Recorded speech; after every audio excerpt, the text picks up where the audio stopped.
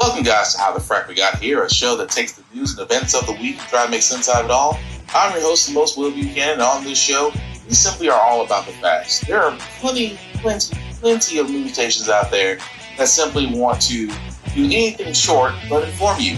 Here at How the Frack We Got Here, that's all we believe in. We go up to the left, we go up to the right, we go up to the middle of independence, we go after all sides because there's more than one side of a story to everything. And you need to know it all in order to actually formulate your own opinion. And that's what we try to do here at How the Frack We Got Here. Thanks for listening, and hold on. It's going to be fun. All right, guys. Today's date, June the 12th, 2024, and this is How the Frack We Got Here. I'm your host of the most, Will Buchanan. On How the Frack We Got Here, we do take the events of the week and try to make sense of it all. Before we get started, guys, let you know that we are trying to pride ourselves on being a news podcast, which means that we only take from reputable sources, those with award-winning journalism and actual research. We do not do sensational news like Fox News, Newsmax, News Media, whatever extreme left or extreme right publications are out there. We simply don't do those. We just give you the facts, just the facts, nothing but them. At the same time, we do try to watch our language, guys, but sometimes words do fly. At the same time, guys, there may be things that might be shown, such as you see there, that might be a little bit graphic for younger viewers, so viewer discretion is advised. Aside from that, welcome. So, how do we start this? We start this because, well, I'll start with Biden first. We are in the middle of election season. Let's be honest. It's basically a battle of grumpy old men between Biden and a former Dorito insulted, badly tanned, overweight, would-be dictator in his own mind, Trump. Anyway, we usually say at these times where the Biden administration, or let's just say Trump and his list of crazy, always do something that I wish they did during their election season, during their time of their administration run, if you will. That being said, I got to talk about this first. The reason why I'm bringing this up is basically because the Biden administration is proposing banning medical debt from credit reports. Keep in mind, this affects more than 15 million Americans, and their credit scores are raised. Anybody that's ever had medical debt or know about credit reports know that this kind of debt can weigh on you. This kind of debt can lower your score. And let's be honest, credit, much like cash, is king around here. And if you have a whole lot of debt, not that many doors open to you, and you wind up paying more in the long run. That being said, the reason why I bring this up now is because Biden could have proposed this literally on day one of his in the first 100 days of his administration. Because this is great. I can't knock this because, again, there are a lot of people out there that are suffering, crushing under the weight of medical debt. And it prevents them, much like student loans, prevents you from getting better rates on your loans, may prevent you from getting a car, may prevent you from getting a house, may prevent you from getting a better job, because jobs do check credit reports too. So this is the thing that I am just not understanding, and I'm just being completely honest about this, is just that because, guys, medical debt is great. It really is, to want to push to get it removed. The problem is, why not student loans as well? And I propose that because, again, student loans is a hot button ticket. It is. I mean, let's be honest. We've talked about this on the podcast. We've sat there and said that, Biden could have proposed wiping out the entire college student loan debt for all Americans because, again, we paid for businesses by forgiving almost 96% of a failed $787 billion paycheck protection program that was looted, full of defaulted, and a lot of rich people didn't have to pay back shit. So if we can forgive businesses, we can forgive students. But most importantly, student loans, along with medical debt, should not appear on credit reports. Because why? Again, crushing debt. The same way student loan debt can affect medical debt is the same effect on a credit report. The fact that you owe,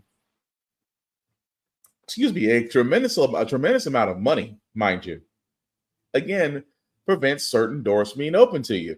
Which, again, you would think, and again, I say this, you would think that, hey, where our economy is ran off the fact that if citizens aren't spending, we're not moving forward. Okay, how do you make citizens spend? You alleviate the debt off them. And so the consuming cycle continues. But it amazes me that what they're saying is, again, there's pushback. Why? Because medical bill collectors and companies are lobbying to their Republican friends and saying, we can't have that. We need to make sure that these people are still under the thumb. We need to make sure that if we don't report their debts on their credit reports, they won't be inclined to pay, which is stupid to me because, again, you still owe it. Yeah, you're going to have to wind up paying it regardless. But that being said, it shouldn't follow you the rest of your days. So the thing about this is where I find it interesting that Republicans are going to argue that Americans just need to tighten up their belts. Americans just need to do this, that, and the other. While everybody seems to forget the GOP hasn't done spit, and I do mean spit, since this 118 Congress has been sworn in, except go after Hunter Biden, which we'll talk about later because, that's their white whale of all things. But again, not just medical debt, but student loan debt needs to be removed from credit reports because it will generally help more Americans. And again, I don't see the downside, which I know somebody on the conservative side is going to sit there and say, but Will, they're not going to pay. They can't pay now because they're not getting paid enough and everything else is going up. So the matter of paying isn't the problem. So again, guys, the one thing I want to point out here, outside of the fact that my phone's going off, that's interesting. There we go. So it's not like my phone was just going off just now. But anyway, the point I'm making is this, that there's going to be a lot of people out there that are going to argue that medical debt and college loan debt should remain on the books. It shouldn't. Reason being, guys, because, again, it disrupts progress. And if you keep asking Americans to basically actually give you your vote, you would think for once you could kind of do this like 2 years ago when you had the chance. But this is the part that bothers me. It bothers me that they waited until an election season because that adds into what people already sit there and say, oh, Biden wants to propose this, must be election season. This must be the time where he's going to give us the one out of the 100 things we want in order for us to give him our vote. And I hate that scenario. I hate that scenario because, again, it plays too much into what Republicans will try to push. At the same time, you'll find it hard to break the monotony of what folks experience with politicians, which, again, Joe, I love the idea. You're a little late on the execution. That's all I'm saying. A little late. But moving right along, guys, I wanted to cover Amazon as well because Amazon is in hot water because now there are legal claims from more than 15,000 Amazon contract drivers looking for compensation for overtime and unpaid wages. Now, if you've ever done Amazon Flex, or done their delivery service, you've probably experienced a number of things. That also being seen, you've probably seen, and I'm just going to take a wild guess at this. If you've done Flex, I should say, you've probably done the 30 minutes or 2 hour or 4 hour, dare I say 5 hour block to where you're driving to parts unknown in places that are questionable at the same time delivering packages. It's a great idea. Don't get me wrong, because this is a part of what they know as the gig economy, where you can work when you want to, get paid on the spot, and of course it's great. But Amazon, if you ever do work for Amazon Flex, I should say, you're only set out as a contracted worker, which means that, yes, as an independent contract worker, you can file claims on expenses for use of your cell phone because Amazon Flex does use your cell phone. You can for mileage on your vehicle because you are using your vehicle to deliver these packages. So Amazon, of course, in their usual way, but it's not like we lied to people. You kind of did. For a lot of these packages that have a, say, 3 hour block, may take you longer, but you only get paid for those 3 hours. You don't get paid for overtime. Or if you have a 5 hour block, dare I say, or 4 hour block, and your time goes over, you don't get paid for that. At the same time, you don't get paid for the use of your cell phone that Amazon services are using to track and label the packages. You're definitely not getting compensation for the wear and tear on your car. So there is a reason, and again, this has actually been brought up by two of the lawyers that are on these claims, that are saying that, yes, these individuals should be filing with Amazon and Amazon should pay out. So it's going to be interesting to see what Amazon does because, let's be honest, Amazon is a little too good at how can I put this ever so nicely? Avoiding BS. I'm sorry, let me leave that wrong. They're not avoiding BS. They see their own BS coming and they slightly step to the left. Oh, but a majority of our packages get done early. I fail to see how, especially if you're one of those Amazon Flex drivers. Because even I admit it, I did Amazon Flex, did a couple runs here and there, and I still said the same thing. That anything over 3 hours or 4 hours is grossly misunderstood. But because they're very very carefully worded legal attorneys based off documents, it makes it hard to get anything out of them. But hey, if we're able to unionize one Amazon center and more coming on the way, then we can do the same thing for Amazon Flex. But we'll definitely keep that in mind as that story develops. But let's go ahead and get to the nitty gritty of it all, shall we? Dorito himself seems to be in the middle of a pick me moment. What I mean by pick me is that he is going to have to wind up picking a VP. He has sat there and said he may pick one during the RNC. I wonder who could that be? Again, I hate to say it. As I said before, when there was Nikki Haley, Dictator Rick, America's Creepiest Christian, Mike Pence, Speaker of the House, Mike Johnson, America's favorite Uncle Tom, Tim Scott, and now others have entered the race. But it's a circus. Of course, recently said that he'd announce his pick for VP during the Republican National Convention a month from now. Who are his top choices? And just having someone new on the ticket, might that factor alone turn out more Republican voters? Oh, absolutely. And so ABC News has learned that there are 3 Republicans who have been requested for documents by the Trump campaign as part of VP vetting. One is Doug Burgum, who's the governor of North Dakota. The other is Marco Rubio. And then the third is J.D. Vance.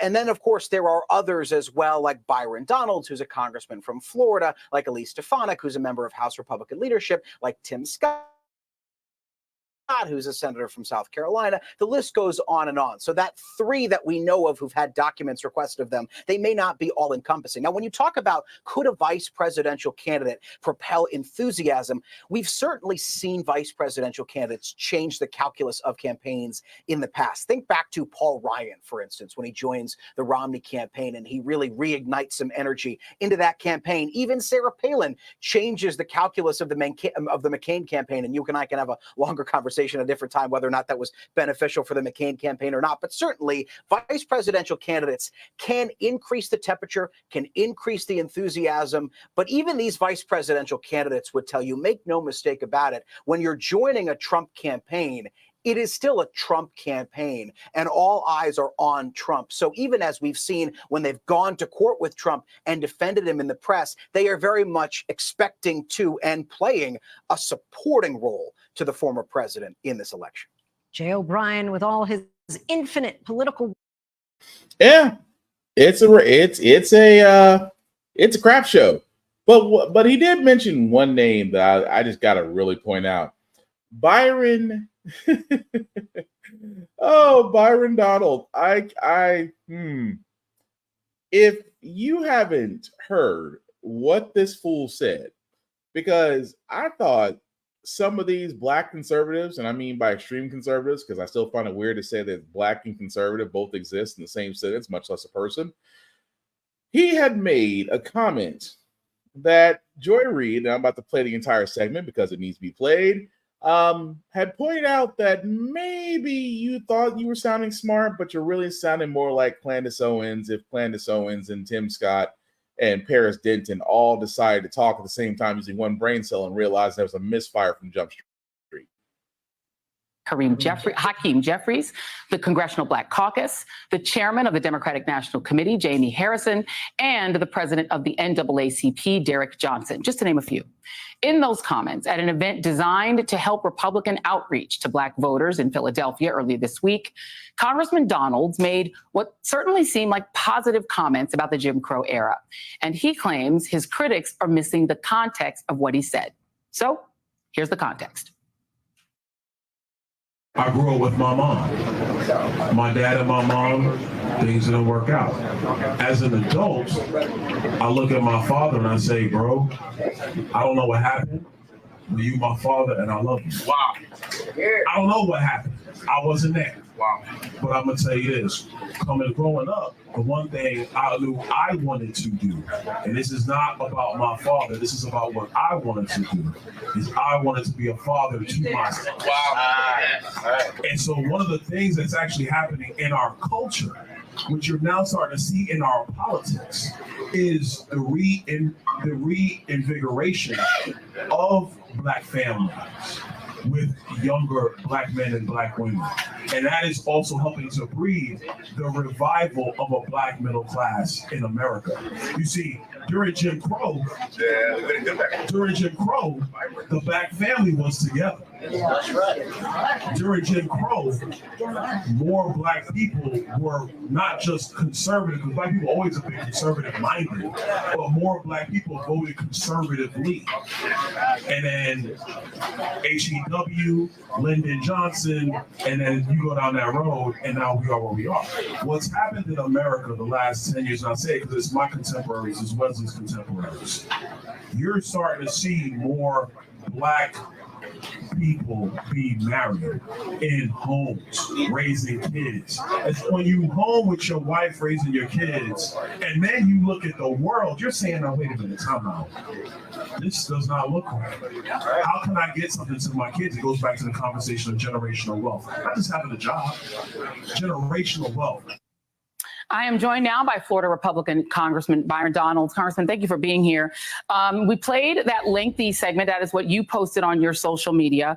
The part of what you said that people take issue with is this line, which I'm going to read back to you again. You see, during Jim Crow, the Black family was together. During Jim Crow, more Black people were not just conservative. Black people have always been conservative minded, but Black people voted conservatively. But it is that during Jim Crow, the Black family was together. That's what people have taken issue with. What are they missing? Frankly, what's really happened is that you have, Democrats and you have the Biden campaign, and some of the media want to twist my words for political purposes. The overarching issue is talking just about Black families and why you're seeing a trend of Black people leaning towards Republicans in this election cycle and probably in election cycles to come. And part of that, is that when you're raising families, raising kids, et cetera, you're now thinking about all of the public policy issues, all of the economic issues, all of the education issues. And that's leading people to have divergence in political thoughts. That was the only point.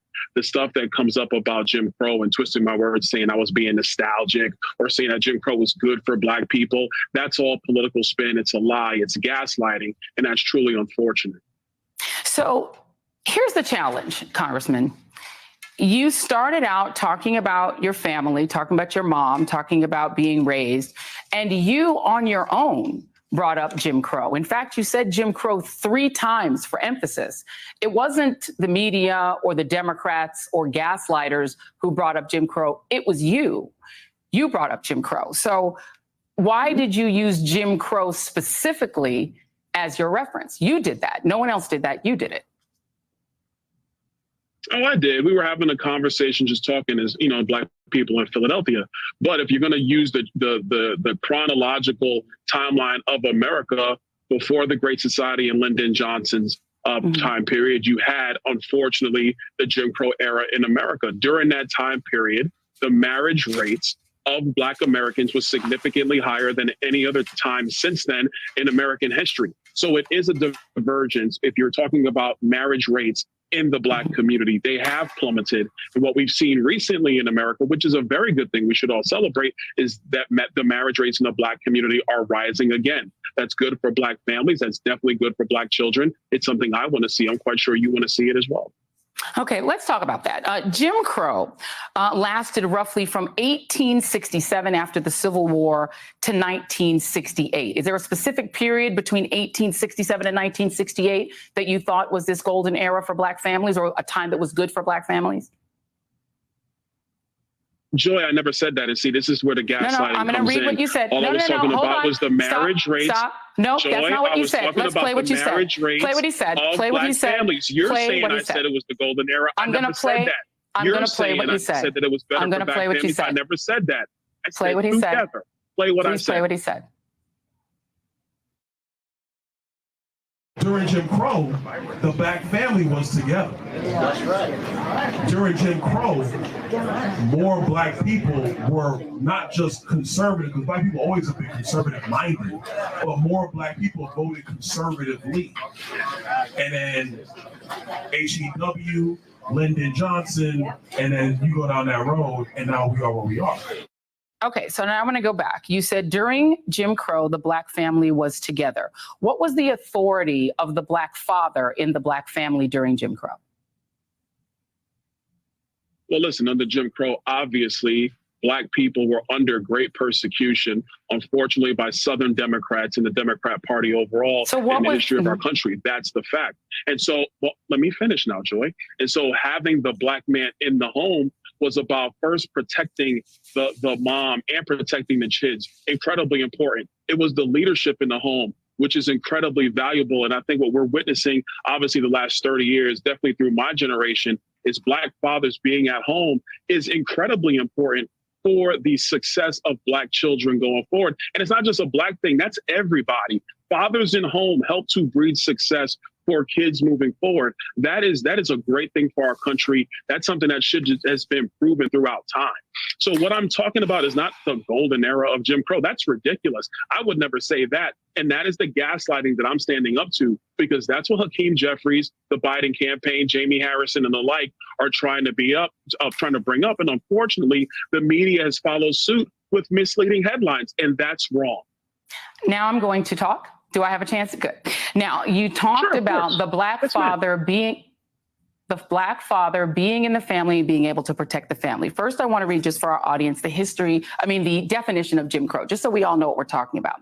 Jim Crow laws were a collection of state and local statutes that legalized racial segregation. They existed essentially from the post-Civil War era. They were meant to marginalize African Americans by denying them the right to vote, hold jobs, get an education, and other opportunities. Those who attempted to defy Jim Crow laws often faced arrest, fines, jail sentences, violence, and death. Now I want to talk about something that happened during this era. You said that what you were talking about was the presence of the black father in the home to protect his wife and family. In 1943, in the state that you represent, in Florida, a young man named Willie James Howard, who was 15 years old, was lynched. During Christmas of 1943, Willie Howard sent cards to all of his coworkers at the Van Priest Dime store in Live Oak, Florida.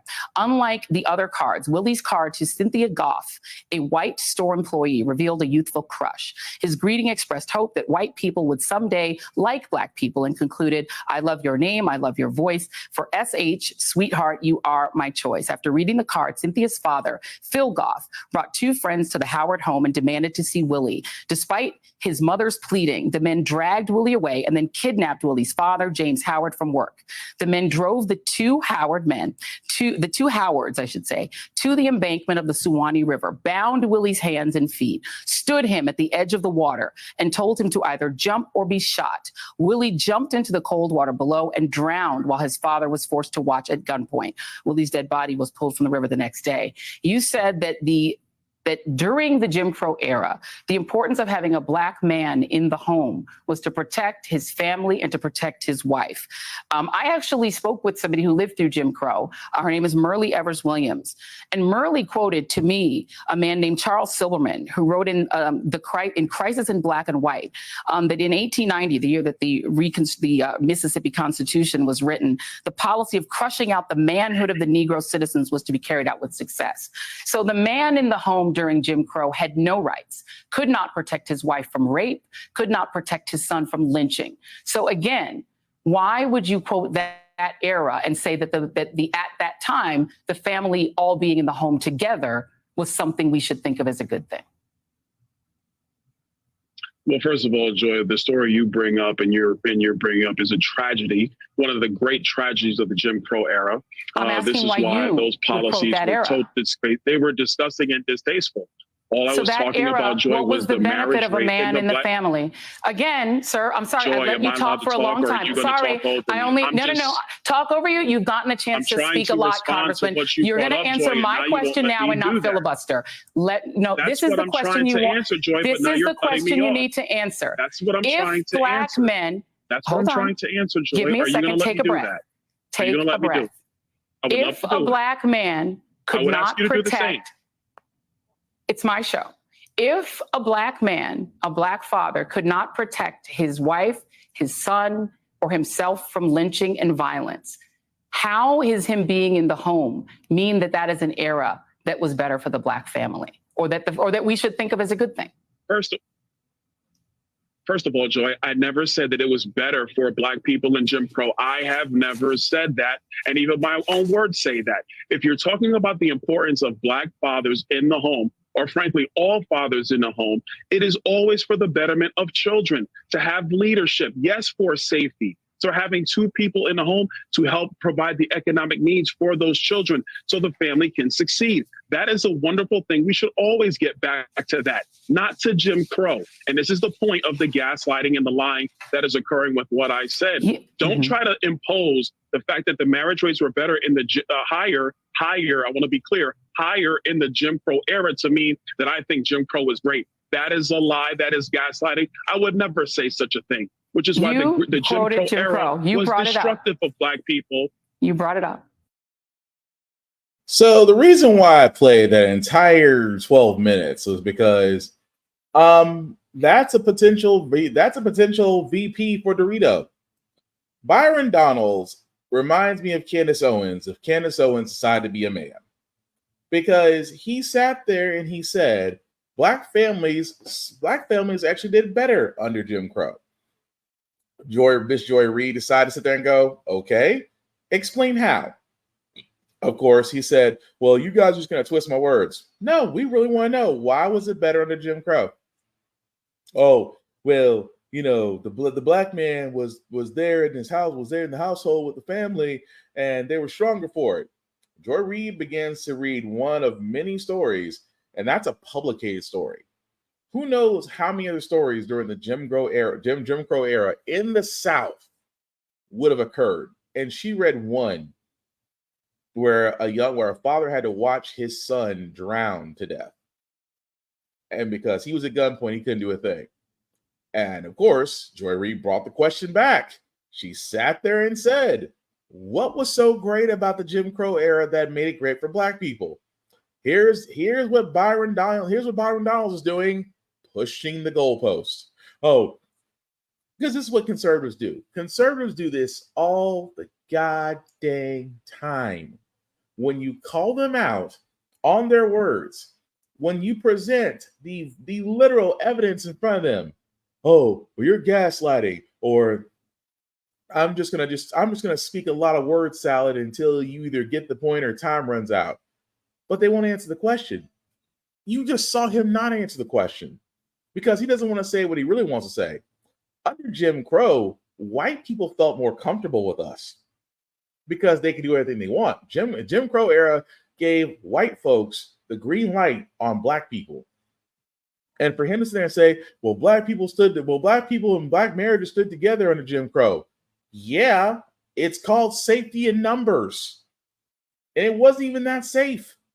A black man could watch his wife get raped in front of him. He couldn't do anything. A black man could watch his kids get murdered in front of him. He can't do anything out of the event that he'll be killed himself. So yeah, black men and black women had no choice but to unify. That's because that's the only options they had under the Jim Crow era. But listen to Byron Daniels. Byron Daniels is an idiot. I said Byron Donalds. I keep on saying Daniels, sorry. Byron Donalds is an idiot. Joy Reid just sat there and proved it. At the same time, he's like, well, it's gaslighting, and that's exactly what Biden and here we go. Here's what Biden and the left always do. When in doubt, go to the Fox News hits, or go to the Fox News greatest hits. And this is a VP. This is a potential VP pick that Trump could pick. And that tells you a lot, because the rhetoric they're spitting, the lies they are telling, all meant to kiss the ring. And that alone screams volumes. But I want to talk about this as well because I said before, the GOP got their white whale, and let's be honest, I hate to say it, but we do got to report it.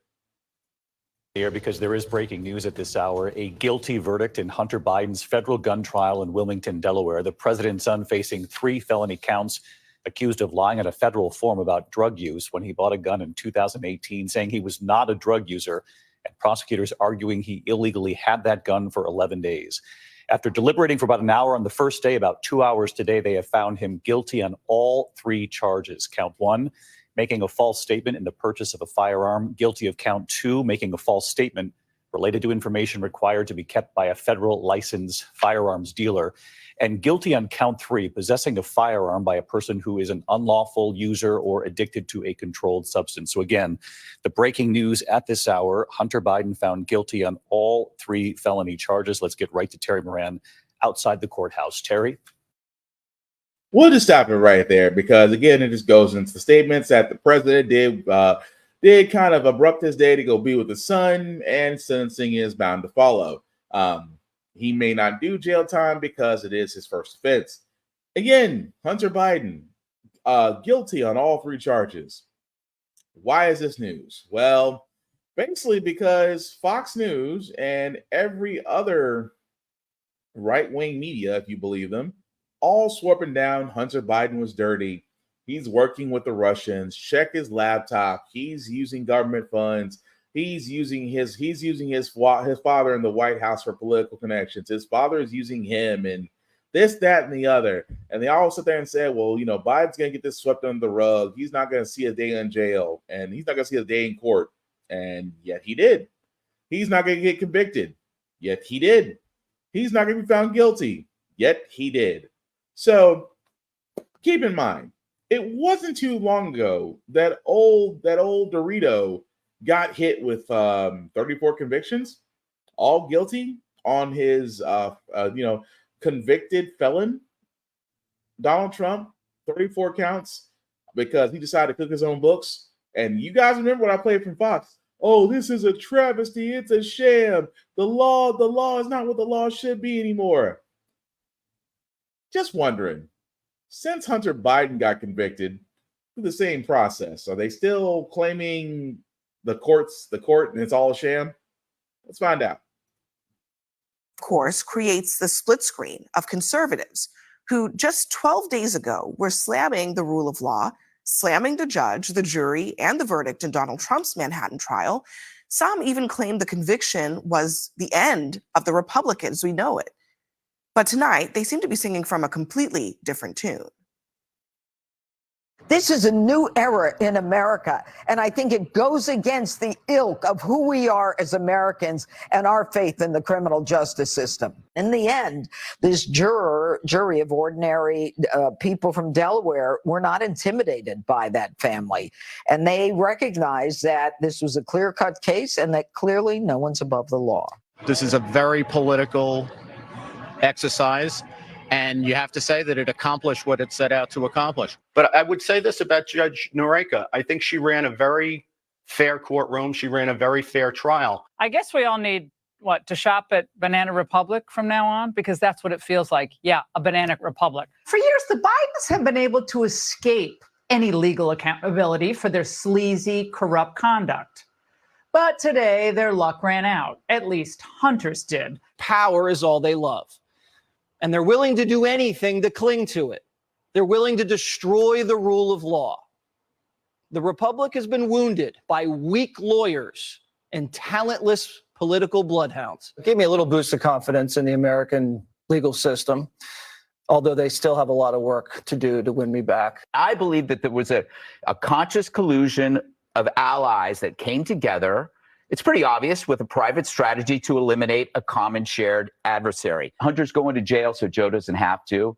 And when he comes out, he'll be rewarded for his loyalty, like a made man in a Biden crime family. This is a distraction from the influence peddling and the kickbacks.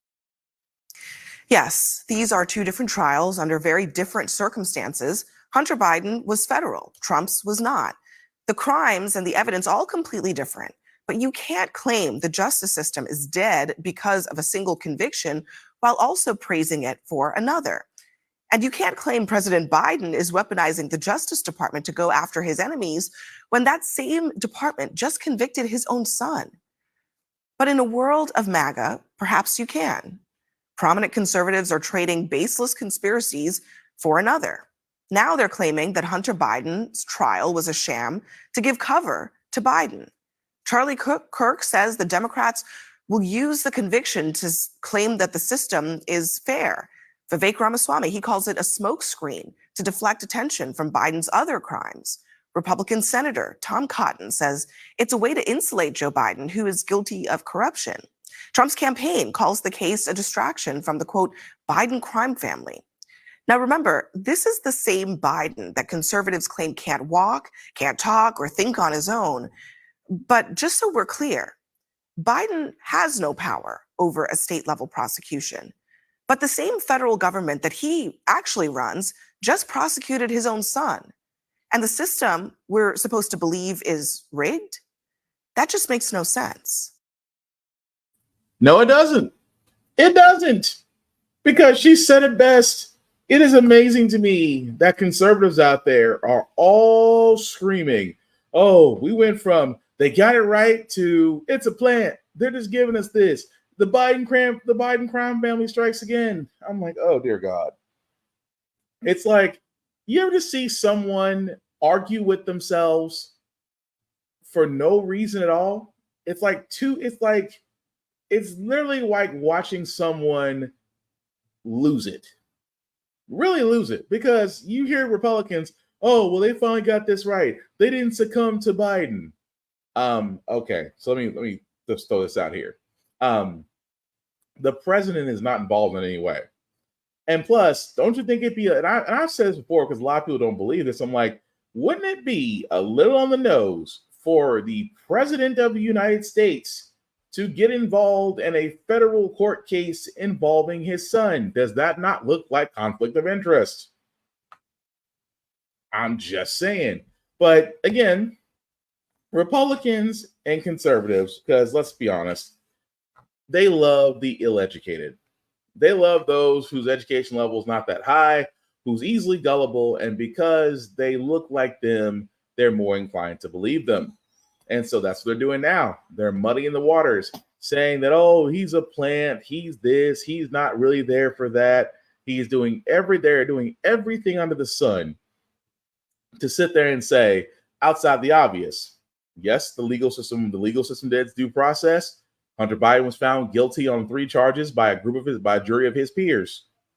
Sentencing happens next, which I can only imagine what's going to happen against there and say, well, he doesn't get jail time because of his father. Again, this is the same group of people. This is why I'm mad at Dominion. I'm mad at Dominion because Dominion had Fox News by the balls. Dominion had Fox News by the balls. You could have taken them to court. You could have put every one of those people that have spouted those lies about the election in front of a courtroom and could have had a field day and won. But they settled for 800. They settled for 800 million. And I think to myself, I'm sorry, it was more than 100 million. I take it back. But they settled. And I always hated Dominion for that, because Dominion could have put Fox News in court for the world to see and shown that Fox News is not a news station. It never has been.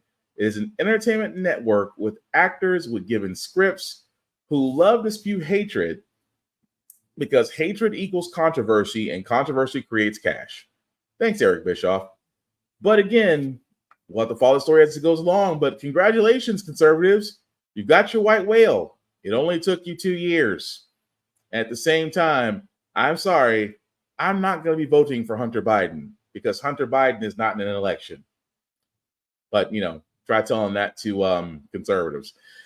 That being said, guys, Waffle House was dealing with strikes because, again, in a place that's over 24/7, which actually good food, and the workers you don't want to mess with because they all can fight. are now giving in to the workers' demands by actually raising pay to at least $3 an hour, and eventually we'll get to $5.25 per hour, hopefully 2 years from now in June. It does not include the base pay, does not include workers' tips, and will be higher in some states depending on minimum wage laws. Now, don't get me wrong. This is great because Waffle House, I keep saying, guys, strikes work. Unions work. And I keep saying that what's going to wind up happening is once the minimum wage is raised, once it's actually raised, things change dramatically because the federal is still $7.29. So again, what I always hate about this is that it should be way higher by now, because if you raise the minimum wage federally, that means it has to be raised across the states altogether. So with that being said, I'm happy that those Waffle House workers are getting what they need, but again, it needs to be higher. People have to do multiple things in order to make ends meet when it used to be just one job paid for everything. But again, still good news that Waffle House got their raises. But I did want to move on to another point of this, because yes, we are talking about the Congress and what's going on. I would be remiss if we're not talking about what's going on with the Supreme Court justices and the fact that America's oldest Uncle Tom, next to the current Uncle Tom, Tim Scott, Supreme Court Justice Clarence Thomas, just admitted about some rather curious contributions he's been receiving from a conservative billionaire. We've got some breaking news now. In brand new financial disclosure statements, Supreme Court Justice Clarence Thomas is now acknowledging controversial luxury trips in 2019 paid for by billionaire Harlan Crow. NBC's Lawrence Hurley is following this for us. So what more are we learning, Lawrence, from this financial disclosure? Yeah, and the report, this is the annual reports that the justices put out every year. And up until the series of stories by ProPublica last year that ended up winning a Pulitzer Prize, Clarence Thomas had said that these types of things didn't need to be disclosed. And he maintained that even after the ProPublica stories came out that detailed his trips with Harlan Crow and some other things like that. And so this report today is kind of interesting because he has an amendment to his 2019 report in which he says he had inadvertently omitted a couple of trips, one of which was to Bali with Harlan Crow, and another one was to the Bohemian Grove private club in California, also with Harlan Crow. And so he had amended his report just to make that clear. Under the new rules that were adopted last year, justices, certainly have to report this type of thing. Thomas had previously said that there was a kind of loophole that meant he didn't have to. So here's a sort of acknowledgement that maybe he, at least some of those things, he now realized that he should have disclosed in the first place. So yes, remember a while back that we were talking about that Supreme Court justices' ethics were actually being questioned. Supreme Court Justice Clarence Thomas, but others were being brought into this because again, these are Supreme Court justices. These are the ones that can literally make or break how our country dictate things. Don't believe me? They shot down Roe versus Wade, something we thought would never happen. At the same time, these people, for a lot of people who don't realize, these Supreme Court justices are not infallible. They can be corrupted. They can be purchased. They can be bought. At the same time, they have to be held to a standard of ethics. We talked about this a few months ago in this podcast, that what needed to happen was that Supreme Court, if you actually look at the checks and balances, they don't have anybody to answer to. If you really think about it, Supreme Court's all being a lifetime appointment. Their decisions they make are final. But the crazy part about it is they're not checked by anybody on the ethics side. Sure, they're supposed to report their findings, but as you can see, some of them wait till it's a little bit later or safer to do so. And even more so, you understand that these justices all have leanings. Some may lean conservative, some may lean progressive, some may lean liberal. That also being said, they also, speak at these corresponding covered dish plate dinners. And again, what you're about to hear should be very disturbing.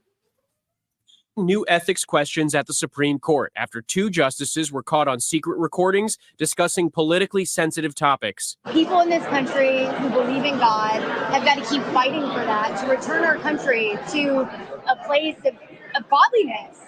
Oh, I agree with you. I agree with you.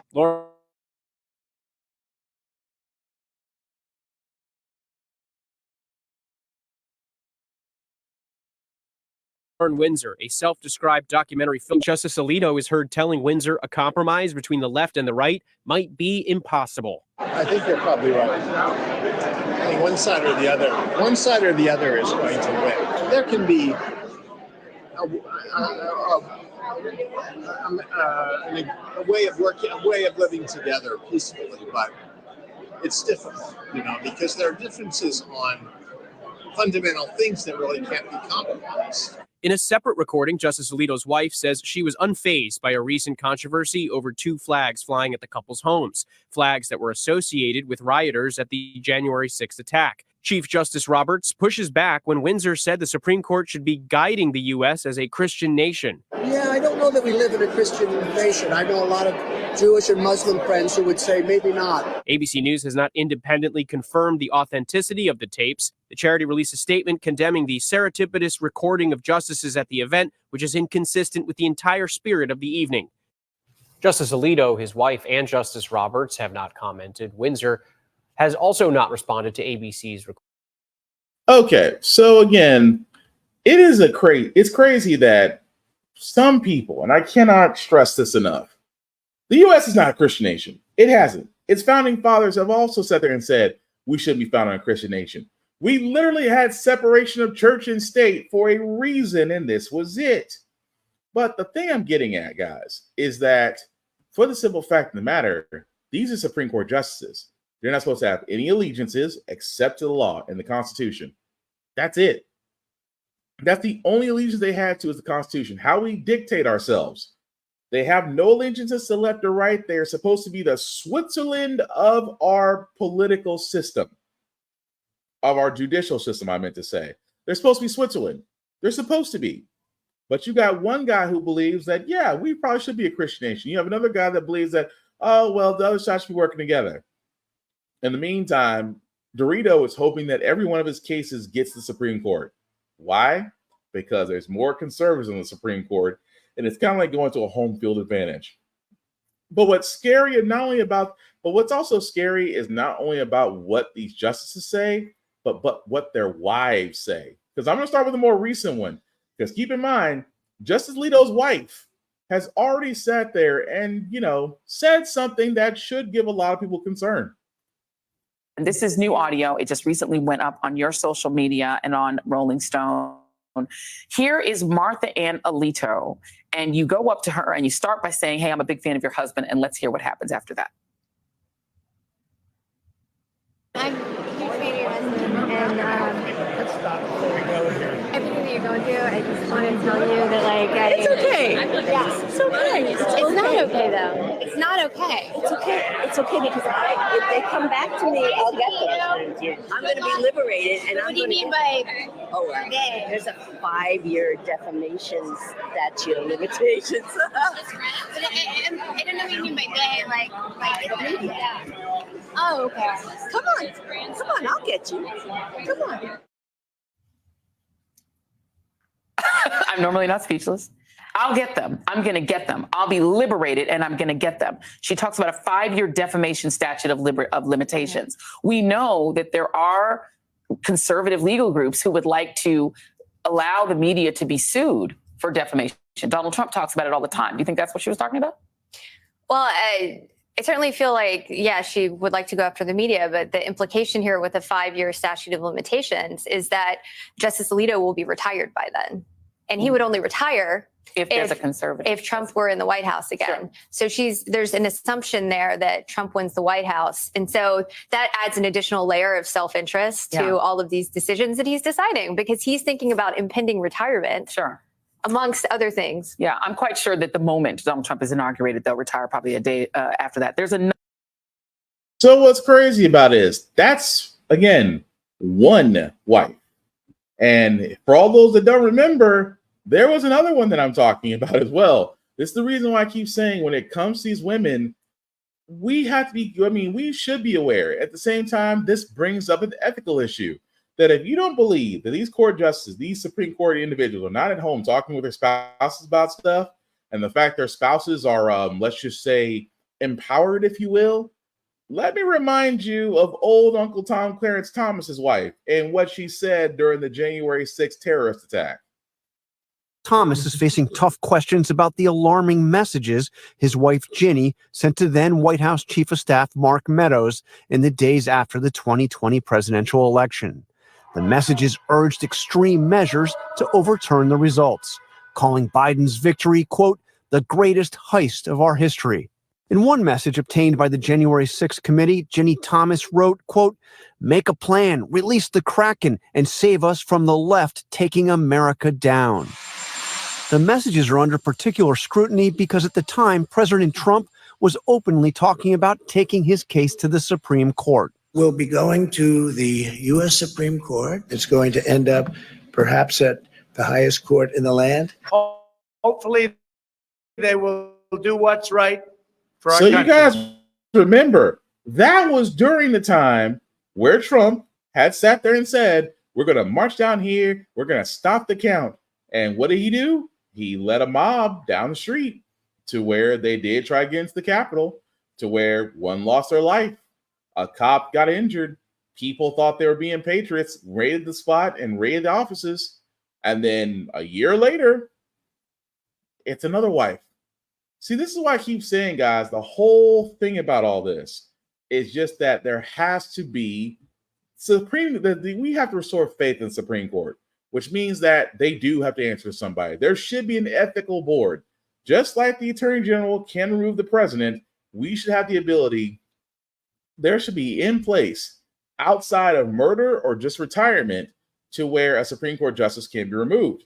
At the same time, they need somebody to answer to. We cannot trust the Supreme Court, the highest court in the land. We cannot trust, and I'm not just saying Alito, I'm not just saying Thomas, I'm not just saying anybody. I mean, everybody there on that bench has to answer to somebody else. That is the whole idea of check and balances. We cannot depend on Supreme Court justices to go, you guys can trust us. No, we can't. It's the same reason why the House and the Senate have checks and balances, why the executive branch has checks and balances. The only group out there that doesn't have an overhead ethical or executive board seems to be the Supreme Court. That alone needs to change in order to restore faith in Americans, because let's be honest, anytime you ever hear that Trump's taking his case to the Supreme Court, you're filled with a little bit of dread because it actually might go his way because he packed the court himself. Just saying. But I usually don't talk about sports a lot here on How the Frack We Got Here, but we got to talk about this because, well, the napkins are mad that their great white hope is not on Team USA. In the high road after being snubbed from Team USA Olympic basketball roster. Our next guest says U.S. women's basketball lost a golden opportunity. Former NFL sideline reporter Michelle Tafoya joins us now. Michelle, you were there every step of the way. You saw the emergence of women's sports. You were doing play-by-play during it. Did the USA basketball make the right move? I think they whiffed here. I completely believe they lost a golden opportunity. You could have got one of those 12 spots. Now, look, every woman on that team is deserving. And there are also other women out there who didn't get picked who are deserving. And I think Caitlin Clark is one of them. If you're going to go with the meritocracy argument, we could chalk up a ton of stuff. But the undeniable thing about Caitlin Clark is how popular she is, how many eyeballs she has brought to the sport. People are discovering women's basketball for the first time for many, many people because of Caitlin Clark. She would have been a boon for this Olympic team. Look, this is a sport. It is a game. Brian, it's also a business. You know that better than anybody. It is a business. This would have meant so much for the ratings of the women's Olympic basketball stuff, all of it. So a couple of things, Michelle. If you're USA basketball, you feel pressure because the women are the best in the world, just like the men. I think they won 9 gold medals already. They've only lost 3 games ever. And you don't want to be that coach to get knocked out early, and maybe because you put somebody on there that isn't the top 12 in the world. So far, she's averaged 16 points a game as a pro, 6 assists, 5 rebounds, making 37% of her shots. Solid start. But remember, and you live this, but I was covering it too, UConn basketball. The best player in college basketball, Rebecca Lobo. She was never a dominant in the WNBA. Sometimes you reach your peak in college. She hasn't shown that she's among the best pros yet. Are you saying her performance the other night with 30 points and 7 threes to tie a rookie record does not show that she's a promising pro? I don't buy it. I just don't. And again, you can sit her on the pine. You can have her the 12th person on your roster. People will still tune in to see if she gets on that floor, to see if she gets to play. These women on the U.S. team are so dominant that you can win with almost any 12 that they decided to pick. So if you want the eyeballs that you say that you want, that you've been asking for decades, if you want the support, you want the boost to this game that you say that you want, then you put the most popular player. Not only because she's the most popular, Brian, she's one of the best players on the planet. You do not lose any. Okay, so let's stop right there, because at this point, she's not being a reporter. She's just basically being a Caitlin Clark fan. Yes, Caitlin Clark. Look, I get that when it comes to napkins out there, napkins, I mean you white people, you feel this need that when you have your great white, get behind it. Does that not take away from the fact that she's a great player? Possibly. She might be a good player. I mean, she might. The last time I checked, she really hasn't took any of her college team when she was in college. I don't remember her actually getting to the Final Four. I don't actually remember her winning any championships, but again, she seems to be this crowd favorite. But forget that Reese was right there along with her. But again, like I said, went to college, got drafted, plays for the Fever. Okay, fine. But now we have women's basketball because the Olympics of Paris, the Paris Olympics are coming up. Summer Olympics are coming up. And at the same time, there are white people in arms because she's not on the American team. Ugh. This is where I sit there and I go, do y'all really know how the basketball teams for USA basketball men and women work? Y'all just, I'm like, this is why I say America sometimes, when it comes to a lot of people, they're just really lacking education, or just, with all the smartphone devices in their hand, they don't sit there and say how to actually put together men and women's USA basketball teams for the Olympics. You have a smartphone in your hand that can literally answer this question for you. But instead of doing that, you want to gripe and complain and be mad that currently the media darling, or I should say, the Napkins' current white hope, is not on the women's basketball team. As I love how Michelle Tafoya turned around and say, well, the basketball team's already great in itself, and really they can win with anybody as a 12th player. That kind of defeats the argument that Caitlin Clark needs to be there. Except that you're not saying Caitlin Clark. But here's what they're not saying. Her and Stephen A are not saying. They're pretty much saying, if you do not have a white woman on this team that has now become the media darling for a lot of people, you're saying the eyes won't be there. Forget the fact of talent. You're saying if she's not there, it's not worth watching. You have basically just explained the problem that you guys do not watch the WNBA. The WNBA has been there, but you get mad about how much these women make because they're not making the same thing the men are making. Oh, well, are you going to the games? Are you buying tickets? Are you buying jerseys? Are you buying playoff tickets? Are you there for their finals? Because if you lose the sales from the WNBA and the NBA, there's a wide margin. At the same time, women's basketball for the Olympics has been going around just as long as the men's. But because the men's have taken a downside since the Dream Team and the Redemption Team, well, let's just say the other countries are getting better than us. At the same time, women's basketball has this immediate need that can jump forward if it chooses to, but you want to do it behind the great white hype. Well, you're mad that the simple fact of the matter that she's not a part of the Olympics basketball team is for one very solid reason. and Miss Lobo will be able to explain that. That everyone was talking about on Saturday afternoon when we learned that Caitlin Clark will be left off of the American Olympic roster for the upcoming games. She turned 22 in January. The roster does not include any players under the age of 26. Christine Brennan has been covering international sports for the U.S. for as long as anyone. She is as authoritative a voice as there is in the media. This was her reaction on ESPN Radio. She is hitting landmarks that no other rookie has ever hit in terms of points, assists at certain points in the game. She's ahead on assists of not only Taurasi, but Sabrina and Kelsey Plum and Jewel Lloyd, all of whom are going to be on the team. Let's go back to eyeballs. In the mission statement, you can see right on the website of USA Basketball, it's not only international competition, but it's also growing the game. That's part of the charter of the U.S. Amateur Sports Act. Come on, that's a no-brainer on that one. If that's the criteria, you do not take Taurasi, you take Caitlin Clark. So, once again, as I said repeatedly last week, Rebecca Lobo, good enough to get up with us here today. I'm not going to start screaming and yelling about things in which I do not consider myself expert enough to have an opinion that matters. Rebecca, you do. So I'm going to ask it to you as directly as I can. Was this the right or wrong decision with Caitlin Clark being left off this team? And I'm going to start by giving you some context, Greeny.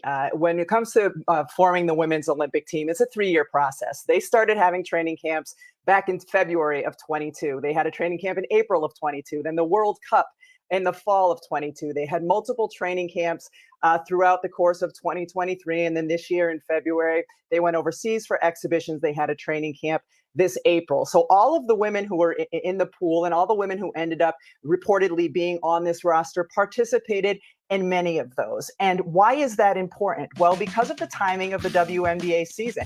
The WNBA takes a break during their summer season for the Olympics. And the Olympic team has 7 practices before they participate in the Olympics. So all of these women that you're seeing on the graphic that are reported to have made the roster have played with one another. All of them have had opportunities now over the course of the last couple of years to learn Cheryl Reeve's system, to learn one another, to learn some of the opponents that they're going to face in the international game. And Christine brought up Diana Taurasi specifically. I spoke to people, to players who were at the training camps who said Diana Taurasi played great. She's a 5-time Olympian. She brings a type of leadership that no one else can. Now, Caitlin Clark, through no fault of her own, was not able to participate in any of those training camps. She would have either last year in April of 23 or in April of 24, except her team was playing in the Final Four. So she did not have that chance. And the other point, I mean, Caitlin Clark is an exceptional player. She is going to be a multi-time Olympian as long as she stays healthy. The conversation that no one adds is, who are you taking off of that roster to put Caitlin Clark on? Are you taking off Diana Taurasi? As I mentioned, she performed exceptionally well in those training camps. Are you taking off Sabrina Ionescu or Kelsey Plum, who helped the team win the gold medal at the World Cup? The one player that is interesting that people should keep their eye on in this conversation is Chelsea Gray. When she was healthy a season ago, best point guard in the world. She has not played a WNBA game yet this season because of a lower leg injury. If for some reason she's not able to return, but they expect that she will, or if any other member of the backcourt that has been reportedly named to that roster has any kind of an injury, I would expect that Caitlin Clark would be the backcourt player that could get added to this roster. But you have to look at the context in which the selection committee was creating this basketball team. And when you look at the roster, all you see is, man, this is a really good team. This is a stacked team. This is a team that has a great chance to win a gold medal. And you have to kind of separate it from some of that other outside noise. Understood. And that's exactly what I wanted you to explain to everyone. I'll point out again, Caitlin Clark is 22 and no other player on that team, or no player on that team, is under 26. But as Christine referenced, there is a different element that is involved with Caitlin Clark. Obviously, you kept using the word exceptional. She sometimes is an exception. Sometimes exceptions are made for unique circumstances, like the amount of additional attention that she would just bring. Again, that I think is a fairly obvious fact. Christine was suggesting they should have taken that into account. Do you think they should have taken it into account? Again, my question would be, at the expense of who? At the expense of who? I think all of the players who made the roster have to feel pretty good about the teammates around them and the sacrifices that they've made over the course of the last 3 years and the commitment that they have made to USA basketball. I understand Christine's argument. Would the ratings for NBC and the Olympics be different this year if Caitlin Clark was on the roster? Well, based on what we've seen in ratings, anytime Caitlin Clark plays over the course of the last year and a half, yes. Would jersey sales be different? Yes. But I think USA Basketball Selection Committee did a pretty good job making a terrific roster and rewarding the players who have made those sacrifices and made the commitments to USAB. And again, Caitlin's 22 years old, as you mentioned. She's going to have plenty of opportunities if she stays healthy to represent the U.S. And would she be an asset to this team? Yes, but so are all the women who have been named to the team. So what's crazy about that is literally that's it. It was a timing issue. She was during the Final Four when they had the teams practice to go. Because she wasn't there for the training camps, she couldn't be on there. That's it. There is no grand conspiracy that a lot of people are making, Fox News, Stephen A., that women's USA basketball made a mistake. They didn't.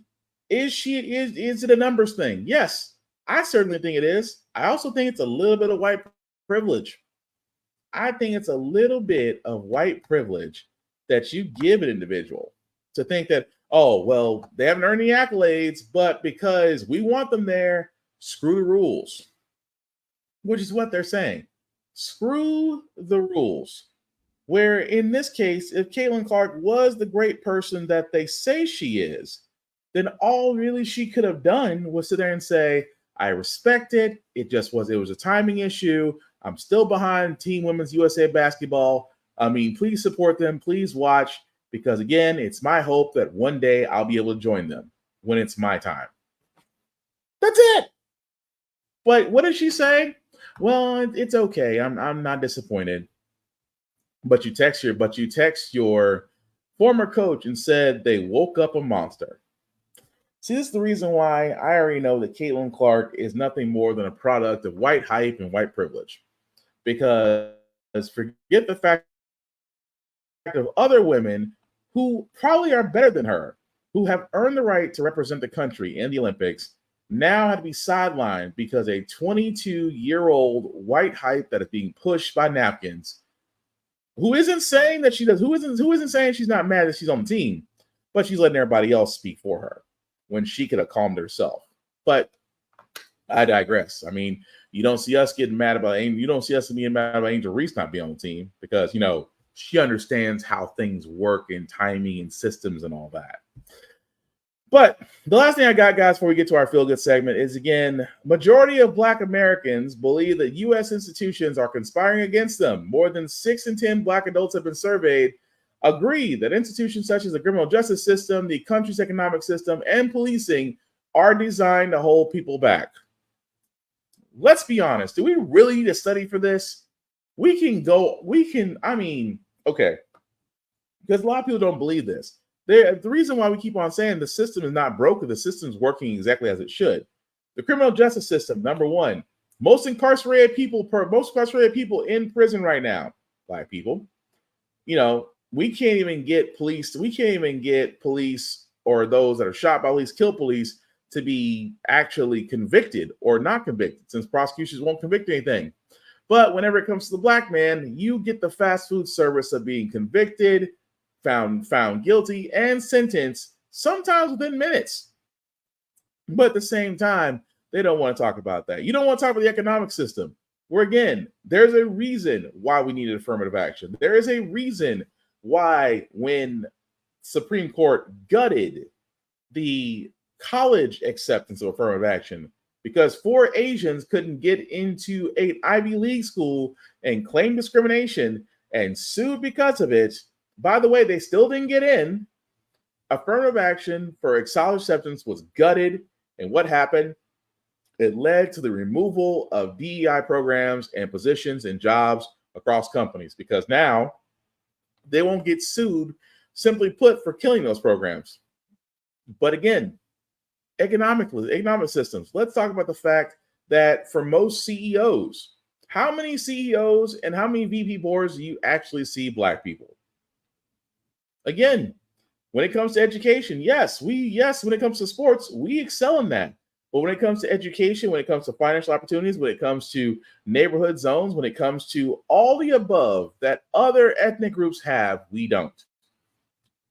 I mean, it's harder for us to get loans. It is harder for us. It's harder for us to get licenses. It's harder for us to have anything as a leg up. But other groups are able to get just as easy. Let me not talk about redlining, where it's hard enough to be a black person to be a homeowner, where in case you might have got undervalued or overpaid. At the same time, we just covered a story where a couple who was black, where the appraiser lowballed them, so they had their friend act like they owned the house, and the appraiser gave them a much higher offer. So redlining and the crap of the economic system is still going on. And policing, do we really need to talk about that when the evidence is substantial?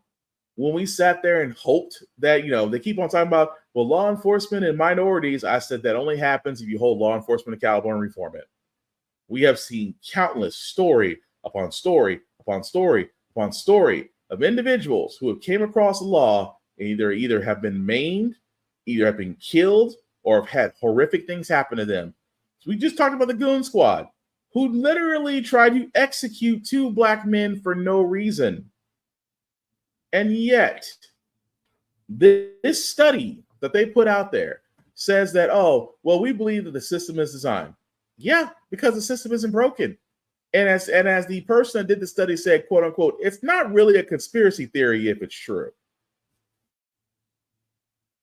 So again, I just found it interesting that we need a study to find that out. But anyway, we're going to go and move on to our feel good segment, guys. As usual, in How the Frack We Got Here, we do cover a lot of things that are doom and gloom. Sometimes make use of faith and humanity, but hey, it's Wednesday, hump day. Tomorrow is Friday, which is Thursday. We will leave you guys out some good vibrations. And of course, we just did cover graduates last month. So if you did graduate from high school or college, congratulations. Hope you enjoy it. Hope you have a wonderful career in whatever you excel at. But as a parent that goes back to school, this moment with a mom who had just graduated with her master's and a son just made it all worthwhile. Natasha Sonia Alford, who also earned a UP certificate. She asked him if he wanted to hood me, and he nodded. And I was like, does he even know what that is? But he jumped into his role and participated. And also for him, I hope he never forgets it. I hope that, one day I'll be able to be at his hooding ceremony and watch him get hooded. And that's cool, because that's going to be something he is definitely going to remember with his mom. But again, congratulations to all graduates. But that's going to do it for this podcast, guys. I do thank you all for watching, for liking, for letting people know this is live. I certainly appreciate that. Before we do get out of here, some shameless plugging. I keep talking about Blur Station, guys. Why? Because it is the vehicle, the table that we've always wanted to have that shows that we can do what Netflix and Amazon Prime and all those streaming services can do, but we can do it better. Why? Because it's us. So definitely check out blurstation.com. If you get the chance to join, please join. Go ahead and the join now button. And when you're there, please select the Blur's Eye View Affinity membership, guys. And under the Blur's Eye View Affinity membership, if you would select my name, Black Spartan, as the Affinity Influencer Partner, I would be definitely appreciative of that. But as you can see, it's $10.99 a month. $10.99 a month to watch Blur Station. And if you've been following my social and been following other socials out there, we have been talking about hashtag Blur Station Beta, to where we showed you just a little bit of what the site looks like, what you can definitely get to see. And of course, more episodes and new things are coming out in the news. So definitely check out blurstation.com whenever you get the chance. I'm paying 36 months, paying $10.99. You do get the ability to own a piece of Blur Station. Doesn't get any better than that. Aside from myself, guys, you can find me Black_Spartan615 on the socials, as I usually do reviews on everything, including gym stuff. Why? Because for the gym, it's nice to find peace between the weights. At the same time, guys, the link at the bottom, I'll make that just a little bit bigger where you can see it. If you copy and paste that link into your browser, will take you to my link tree. That's the YouTube and Facebook groups for all my podcasts. How the Frack We Got Here, Get Bit, and Offense Podcast. Definitely like, share, subscribe. We cannot do this without you guys. So again, spread the word. It only takes a second to do all these things, and it costs you nothing. Outside of that, guys, Outside of seeing us here, you can definitely check us out on Spotify under How the Frack We Got Here. Check us out at Always Record TV. It is now available not on your browser, but on your Roku app as well. So you can see my handsome mug there. And wherever you do get your podcast from, whether it's YouTube, Facebook, or Apple, we're all there. So again, like, share, let me know what you think, because again, none of this can be done without your support. But I do stress this again, guys, we are in an election season. So it's not just the two old men you got to worry about. It's also elections that are going on in your local area. Get informed, know the candidates, push them to answer your questions. Your vote matters. If it wasn't so, they would not be trying anything and everything to make sure that you can't do it. Outside of that, guys, if you yourself are feeling called to civil service, there's plenty of sites out there that can show you how to run for office in your city or in your state and be either a representative or be a senator or even be part of the House. Hopefully here in Nashville we'll have some new people, because our House chamber is ran by idiots. But, well, except for 3 good ones. But the rest of them are idiots. That being said, guys, again, I cannot stress this enough. Thank you all for watching and liking and letting people know this is live. From the bottom of my heart, I thank you. But the last thing I'll say about How the Frack We Got Here, it's all about being informed. We are not trying to reinvent the wheel, folks. We are simply giving you all the information, allow you to make up your own mind, but we do provide a logical perspective that goes along with it. We do a lot better as a society when we're informed. We're progressive. We move forward. We try to right the wrongs of the past by making decisions now that we should have done back then. Like electing our first Black woman to the Supreme Court, electing our first Black woman to the Federal Board of Governors, electing our first Black woman as a National Cybersecurity Director. All great things. When we don't learn from history, we are doomed to repeat it. That's what we keep asking ourselves. Why does everything go up at our paycheck? Why are we electing different politicians but still the same old gang in Congress? And most importantly, How the Frack We Got Here. Thank you all for watching, guys. Please take care of yourselves and each other, and we'll all get through this. Peace.